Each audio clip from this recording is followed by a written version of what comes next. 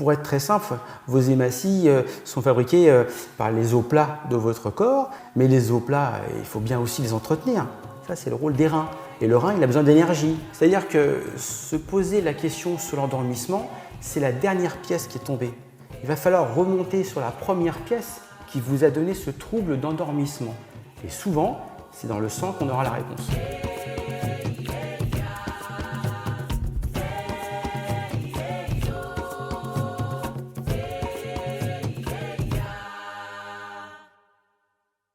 Par rapport aux troubles d'endormissement, que ce soit au niveau des réveils matinaux, je sais que moi, ce qui avait beaucoup fonctionné, c'était aussi à la fois de la médecine, on va dire, douce, que ce soit de l'acupuncture, que ce soit peut-être, moi, la sophrologie, la méditation m'a énormément aidé, justement à me poser, avoir peut-être l'esprit un peu plus ancré, comme tu le disais. Oui. Et également, même si la mélatonine, forcément, n'est pas le couteau suisse, il y a quand même dans la pharmacopée plein de choses qui peuvent nous aider à améliorer cette qualité de sang et que peut-être tu peux nous indiquer aujourd'hui.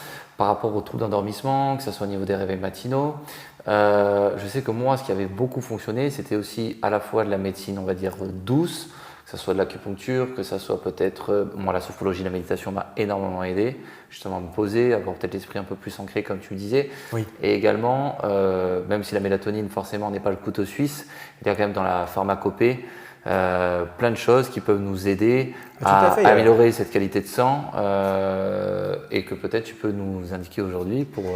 En fait, oui, la médecine douce, c'est un support plus que puissant dans cette situation. Parce qu'il faut bien comprendre qu'il faut toujours réunir le corps et l'esprit.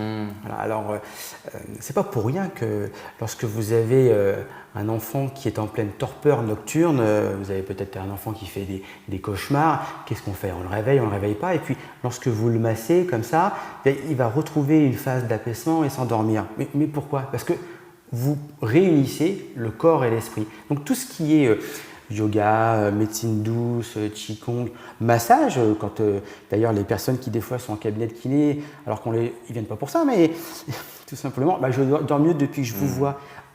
On permet à notre cerveau de se réapproprier des zones qui, comme elles sont douloureuses, on les met de côté et on s'éparpille comme ça. Il ne faut pas avoir cet effet puzzle. Donc réunir le corps, l'esprit, ce sera toujours en fait une clé. Il y a beaucoup de médecine douce ont cette fonction, c'est important. On a, alors oui, en pharmacopée, une formule qui répond bien à ça parce qu'elle nourrit le sang. Donc vous avez compris, quand je parle de nourriture du sang, elles permettent lors de la transformation, donc ce que vous allez manger, que le système digestif fonctionne correctement. Et cette formule, alors je peux la donner, on peut l'avoir écrit en dessous, ça s'appelle Gui Pi Tang. Pi, c'est la rate en chinois. Et Tang, t'as jamais bu ça quand tu étais jeune? Non. Du Tang, Tang, ça veut dire poudre. Ah oui, non, chimique, c'était pourri. Ça. Mais bon, c'est pas ça le truc. Mais en fait, c'est une poudre qui est énormément utilisée et qui permet de soutenir, ça se prend pas longtemps, hein, juste quelques semaines et toujours avec un petit suivi quand même, hein, c'est pas un Smarties ce truc, mais ça permet de soutenir pour que la transformation se fasse correctement. Et vous allez avoir un élément qui va vous permettre durant la nuit d'avoir des fonctions correctes et un sommeil récupérateur. Génial. Pas mal d'informations. J'espère que ça va se donner parce qu'il y a beaucoup d'informations. Il y a beaucoup d'informations. Et justement, il ne faut pas non plus tomber dans quelque chose de très mathématique avec notre sommeil. Il faut aussi prendre un peu de la hauteur, comprendre, comme tu disais, faire cette propre enquête sur nous-mêmes, savoir dans quelle catégorie on est. Mais comme tu disais, pour un petit peu résumer, à la fois la médecine douce, ça peut être l'acupuncture, ça peut être de la massothérapie, ça peut être la sophrologie, la méditation que je préconise énormément. Et bien sûr, par exemple, le Gui Pi Tang ou encore l'angélique, j'avais vu, où tu nous avais parlé de la gentiane. Ouais. Ça va pouvoir vous aider concrètement déjà à prendre un petit peu, à avoir quelques clés pour commencer à rétablir un petit peu cet ordre au niveau du sommeil. En fait, ce qui est important de comprendre, c'est vrai, j'insiste dessus, mais on ne pense pas forcément à ce qui se passe juste en dessous du cœur. Et vous aurez énormément de réponses sur beaucoup de manifestations.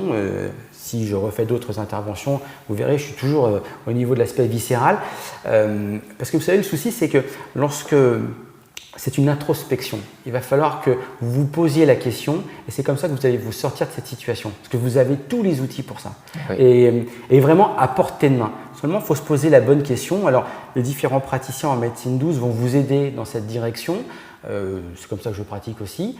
Et ensuite, on va quand même pas se dire, mais comment ça se passe, je vais voir quelqu'un toutes les semaines. Non, une fois que vous avez les outils et que vous avez en main peut-être la bonne pharmacopée ou pas, si nécessaire, c'est quelque chose qui prend très très vite en fait essence et vous sortez de cette situation. C'est pas ad vitam aeternam, simplement vous n'avez pas donné le petit coup de pouce pour vous sortir de cette situation.